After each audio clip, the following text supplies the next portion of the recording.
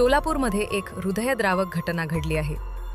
वादळी वाऱ्याच्या तडाख्यात घराचे पत्र्याचे शेड उडून जड लोखंडी अँगल थेट डोक्यावर कोसळल्याने अवघ्या 12 वर्षांच्या मुलाचा जागीच मृत्यू झाला आहे। मृत मुलाचे नाव फरहान असलम कल्याणी असून तो 5वीत शिक्षण घेत होता। ही दुर्दैवी घटना उत्तर सोलापूर तालुक्यातील तळे हिप्परगा येथे रविवारी दुपारच्या सुमारास घडली। मिळालेल्या माहितीनुसार दुपारी 4च्या सुमारास अचानक वादळी वाऱ्यासह पावसाने जोरदार हजेरी लावली। यावेळी फरहान आपल्या आईवडील आणि लहान बहिणीसोबत घरात बसला होता। दरम्यान 4:30 ते 4:45च्या सुमारास वाऱ्याचा वेग प्रचंड वाढला आणि घरावरील पत्र्याचे शेड उडून गेले। या शेडसोबत असलेले जड लोखंडी अँगल थेट घरात कोसळले आणि ते फरहानच्या डोक्यावर आदळले। घाव इतका जबर होता की फरहानचा जागीच मृत्यू झाला। घरातील इतर सदस्य मात्र थोडक्यात बचावले।